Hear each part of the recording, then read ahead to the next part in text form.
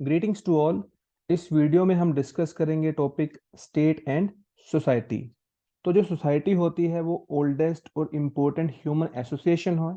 हमें पता है कि इंसान जो है वो एक सामाजिक प्राणी है। उसका चाहे आप बात करो जन्म की, उसकी अलग अलग तरह की एक्टिविटीज की, या फिर उसकी डेथ की बात करो, तो ये सारा कुछ जो है एक इंसान सोसाइटी में ही परफॉर्म करता है। ग्रीक फिलोसफर अरिस्टोटल का मानना है कि मैन जो है वो एक सामाजिक प्राणी है। ऐसा व्यक्ति जिसको समाज की जरूरत नहीं है और अपने आप में सेल्फ सफिशिएंट है, या तो वो फिर बीस्ट है या फिर वो गॉड है। तो जो सोसाइटी होती है वहां पर हमें देखने को मिलता है कि विल, इच्छा और पीसफुल रिलेशनशिप ह्यूमंस का, ठीक है, अलग अलग लोग जो हैं वो आपस में एक दूसरे को ज्वाइन करते हैं और कॉमन इंटरेस्ट के लिए काम करते हुए देखने को मिलते हैं। बात करें अगर डेफिनेशंस की सोसाइटी की, तो मैकाइवर का मानना है कि सोसाइटी जो है उसमें शामिल करते हैं इच्छा, willed relationship of man to man. ऐसे ही गिडिंग्स का मानना है कि जो सोसाइटी है it is group of individual cooperating for the achievement of any objective of common interest or utility। तो कहने का मतलब यहाँ पर ये है कि जो सोसाइटी होती है वो एक कॉम्प्रिहेंसिव एसोसिएशन है, जो मतलब पीसफुल और विल्ड रिलेशन जो है इंसानों के, उसके लिए काम करती है, जहां पर लोग एक दूसरे को ज्वाइन करते हैं और कॉमन इंटरेस्ट के लिए, कॉमन ऑब्जेक्टिव के लिए काम करते हुए हमें देखने को मिलते हैं। इसके अलावा हम देखते हैं कि जो सोसाइटी होती है वो लोगों की अलग अलग तरह की जो नीड्स है उसको पूरा करने के लिए काम करते हुए देखने को मिलती है। और सोसाइटी में हमें देखने को मिलता है कि एसोसिएशन, इंस्टीट्यूट और कम्युनिटी जो है वो इसमें शामिल होती हैं। ये सारे जो कंपोनेंट है वो सोसाइटी का निर्माण करते हैं। दूसरी तरफ अगर हम बात करते हैं स्टेट की, तो स्टेट एक ऐसी ऑर्गेनाइजेशन होती है जिसको हम बोल सकते हैं कि मोस्ट पावरफुल है, ओमनीपोटेंट है यानी कि सर्वशक्तिमान है, सुप्रीम है और सोवरेन है। सोवरेन का मतलब कि देश अपने सारे फैसले खुद लेता है, चाहे वो किसी दूसरे देश के साथ, किसी कोई अंतर्राष्ट्रीय संगठन के साथ डील करता है, या इंटरनली कोई भी इंटरनली इंडिविजुअल है, या फिर कोई इंटरनल इंस्टीट्यूट है, तो उसका फैसला देश करता है। तो देश के अंडर रहने वाले सारे लोग एक तरीके से बाउंड होते हैं देश की डायरेक्शन को मानने के लिए। इन केस देश की डायरेक्शन को अगर कोई नहीं मानता, देन देश के पास होती है कोर्सिव पावर, बलपूर्वक शक्ति, फोर्सफुल पावर। तो उनका इस्तेमाल देश कर सकता है एक तरीके से इंडिविजुअल को, या फिर किसी इंस्टीट्यूट को देश जो है वो पनिश कर सकता है। स्टेट को दूसरे तरीके से भी एक्सप्लेन किया जा सकता है कि हम बोल सकते हैं कि जो देश होता है it is community of people. लोग जो है उनकी कम्युनिटी जो है वो देखने को मिलती है। परमानेंटली वो एक फिक्स्ड पोर्शन जो है टेरिटरी का वहां पर रहते हैं। उनकी एक ऑर्गेनाइज्ड गवर्नमेंट होती है और वो सारे अपने फैसले इंटरनल और एक्सटर्नल वो खुद ही लेते हैं। तो जैसा हमें पता है कि स्टेट और सोसाइटी के बीच में मतलब अच्छे से लोग इसको डिफ्रेंशिएट नहीं कर पाते। कई बार स्टेट की जगह पर सोसाइटी और सोसाइटी की जगह पर स्टेट टर्म जो है वो यूज होती है, यानी कि इंटरचेंजेबली अक्सर इन दोनों टर्म्स को यूज किया जाता है। इवन अरिस्टोटल और प्लेटो जो है उन्होंने भी इन दोनों टर्म्स को अच्छे से डिफ्रेंशिएट जो है वो नहीं किया है। तो वन बाय वन सारे पॉइंट्स डिस्कस करेंगे जिससे कि हमें इन दोनों के बीच जो डिफरेंस है वो अच्छे से क्लियर हो जाएगा। तो जो फर्स्ट पॉइंट है that is society is older than the state. तो जैसा कि हमें पता है कि मैन जो है वो एक सोशल बीइंग है, एक सामाजिक प्राणी है। और अगर हम बात करें सोसाइटी की, तो सोसाइटी को बोला जाता है कि ये एक ओल्डेस्ट इंस्टीट्यूट है। और सोसाइटी जो है शुरू से अगर हम बात करें तो वहां पर हमें अनऑर्गेनाइज्ड, अंडर डेवलप्ड और अनकल्चर्ड जो है सिस्टम जो है, एक तरीके से शुरुआती टाइम पीरियड में सोसाइटी इस तरीके की देखने को मिलती थी। और वहां पर हम देखते थे कि कोई भी स्टेट नामक संस्था का वजूद नहीं था। मगर जैसे जैसे लोगों में राजनीतिक चेतना आनी शुरू हो गई, वैसे ही हमने देखा कि जो सोसाइटी है वहां पर एक ऑर्डर जो है, डिसिप्लिन जो है वो आना शुरू हो गया। कहने का मतलब जो सोसाइटी थी पहले unorganised, under develop, under culture, अब वो वेल मैनर्ड हो चुकी है, यानी कि ऑर्गेनाइज्ड हो चुकी है, डेवलप हो चुकी है और कल्चर्ड हो चुकी है। तो कहने का मतलब सोसाइटी जो है वो ओल्डर होती है कंपेयर टू स्टेट। सेकंड जो पॉइंट है वो है scope of the society is much wider than the scope of the state. तो जब हम बात करते हैं सोसाइटी की, तो ये तो डील करती है हमारी पूरी लाइफ को, ठीक है, हर एक तरह की जो एक्टिविटी होगी वो हम सोसाइटी में रहते हुए ही परफॉर्म करते हैं। दूसरी तरफ जब हम बात करते हैं स्टेट की, तो स्टेट का मतलब ये है कि देश में रहते हुए जो हमारी पॉलिटिकल एक्टिविटीज होती हैं तो उसकी बात की जाती है। तो सोसाइटी में हम शामिल कर सकते हैं हम कोई भी कल्चरल एक्टिविटी, रिलीजियस एक्टिविटी, कोई एथिकल एक्टिविटी, हमारी कोई इकोनॉमिक एक्टिविटी, उन सभी को हम सोसाइटी का ही पार्ट मानेंगे। जबकि जब हम बात करेंगे स्टेट की, तो स्टेट में हम शामिल करते हैं कोई भी हमारा एक्सटर्नल एक्शन, ठीक।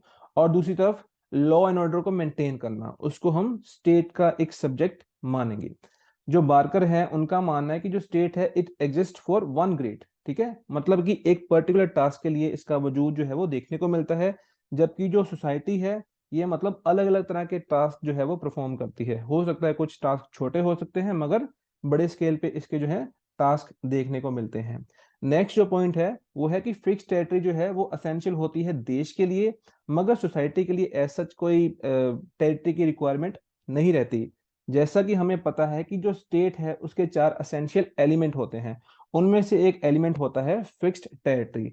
इन केस अगर किसी देश की अपनी फिक्स्ड टेरिटरी नहीं है तो जो स्टेट है वो एग्जिस्टेंस में नहीं आ सकती।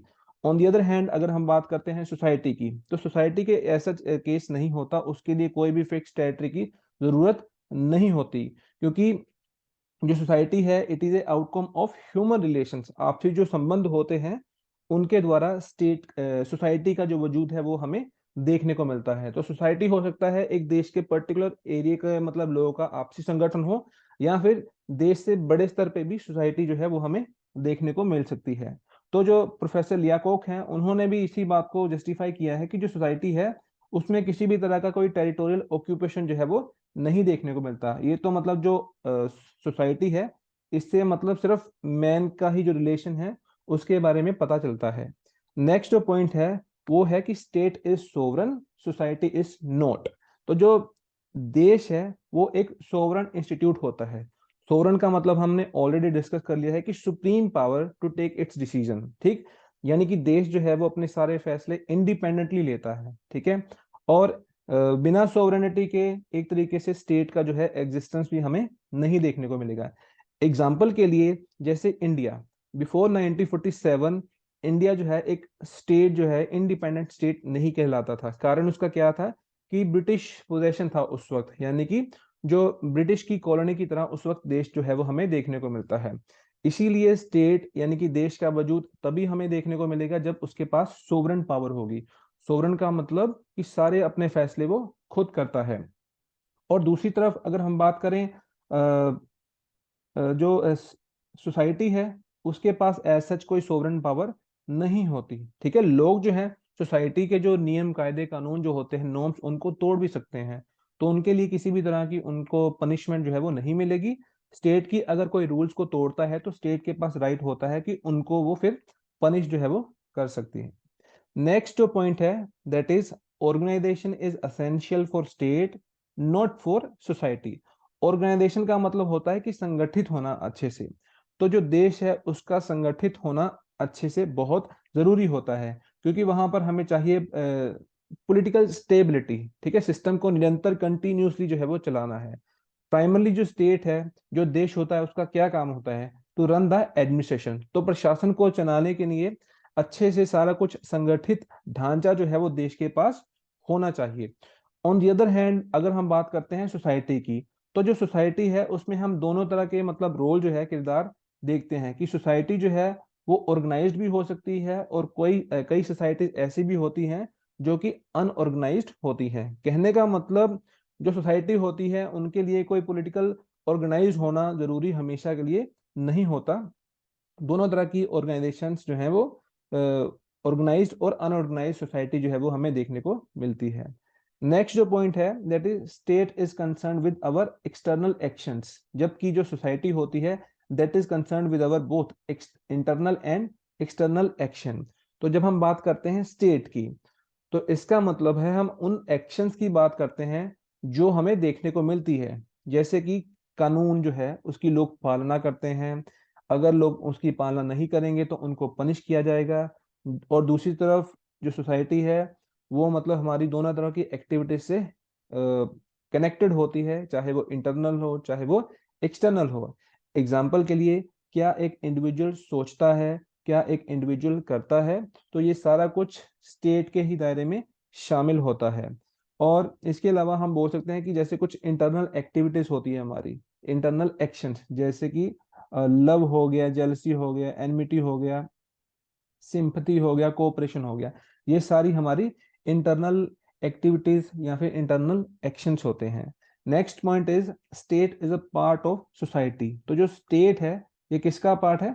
सोसाइटी का। तो पहले हमने बिल्कुल इसका अपोजिट पढ़ा था, कि जैसे कि हमने बोला कि society is sum total of various organized and unorganized unorganized organizations. तो अब यहाँ पर हम क्या पढ़ेंगे कि प्रेजेंट टाइम में जो है हमें क्या देखने को मिलता है कि जो पूरा विश्व है ये अपने आप में एक सोसाइटी की तरह हमें काम करते हुए देखने को मिलता है। कि मतलब कि पर्टिकुलर एरिया के ही लोग, एग्जाम्पल के लिए जैसे कि मान लो बिहार के लोग होंगे, तो इसका मतलब ये तो नहीं है कि सारे लोग बिहार के बिहार में ही रहते होंगे। बहुत सारे जो लोग हैं बिहार से मुंबई चले गए होंगे, कुछ लोग आंध्र प्रदेश चले गए होंगे, कुछ लोग हो सकता है वो अमेरिका जाके सेटल हो चुके होंगे। तो एक तरीके से जो बिहारी कम्युनिटी है वो पूरे हमें वर्ल्ड लेवल पे काम करते हुए देखने को मिलती है। ऐसे ही बहुत सारी ऑर्गेनाइजेशन जो है वो मतलब एक पर्टिकुलर कंट्री, एक एरिया से हटके वो वर्ल्ड स्केल पे काम करते हुए हमें देखने को मिलती है। इस तरीके से हम बोल सकते हैं कि जो स्टेट है, state is part of society, इस कॉन्टेक्स्ट में यहाँ पर बात की गई है। तो यहाँ पर मतलब साथ में ये भी बोला है कि entire world is a state, rather state is one unit of the entire, मतलब पूरा वर्ल्ड जो है उसको एक सोसाइटी की तरह देखा जाता है, ये यहाँ पर बताया गया है। नेक्स्ट जो पॉइंट है that is state has coercive power, society has persuasive power. जो देश होता है उसके पास होती है कोerसिव पावर यानी कि बलपूर्वक शक्ति, यानी कि लेजिटिमेट पावर, कानूनी शक्ति जो है वो देश के पास होती है। ये एक इसकी कैरेक्टरिस्टिक होती है देश की। देश के पास जो भी पावर है उसका वो इस्तेमाल भी कर सकता है इन केस देश के लोग उसके कानूनों की पालना नहीं करते, यानी कि जो देश है वो लोगों को पनिश भी कर सकता है। दूसरी तरफ अगर हम बात करें सोसाइटी की, तो सोसाइटी के पास होती है परसुएसिव पावर। परसुएस का मतलब होता है कि राजी करना, मनाना, यानी कि जो भी सिस्टम सोसाइटी का होगा वहां पे किसी को पनिश नहीं किया जा सकता। अगर कोई सोसाइटी के नॉर्म्स को फॉलो नहीं करता तो उसके लिए किसी को फिजिकल पनिशमेंट जो है वो नहीं दी जाती, मगर एक तरीके से सोसाइटी के जो नॉर्म्स है वो एक तरीके से इंडिविजुअल को इंटरनली वो मतलब परसुएड कर देंगे कि वो उनके हिसाब से काम करे। तो ये एक डिफरेंस होता है स्टेट और सोसाइटी में। तो फाइनली हम क्रक्स की तरफ पहुंच गए हैं। कंक्लूड हम कर सकते हैं कि स्टेट और सोसाइटी में हमें बड़े स्केल पे डिफरेंस जो है वो वाइड स्केल पे डिफरेंस देखने को मिलता है। इसीलिए दोनों को एक ही तरह इस्तेमाल करना, इंटरचेंजेबली इस्तेमाल करना, it will be a big mistake. तो मैकाइवर जो है उन्होंने भी माना है कि to accept the state and society as one, ये मतलब अपने आप में मिसअंडरस्टैंडिंग जो है वो बड़े स्केल पे क्रिएट करती है। ऐसा करने से ना हम स्टेट को अच्छे से जान सकते हैं ना ही सोसाइटी को अच्छे से जान पाएंगे। But at the same time हमें इस चीज को भी इग्नोर नहीं करना कि दोनों के बीच में हमें क्लोज रिलेशन जो है वो देखने को मिलता है, दोनों को सेपरेट जो है वो नहीं किया जा सकता। रादर ये तो एकदम इम्पॉसिबल होता है, इन दोनों के बीच हमें म्यूचुअल इंटरडिपेंडेंस जो है वो देखने को मिलती है। So this is the end of the lecture. अगर आपको लेक्चर अच्छा लगा हो तो कम से कम एक फ्रेंड के साथ तो ये वीडियो को जरूर शेयर करना। Thank you very much.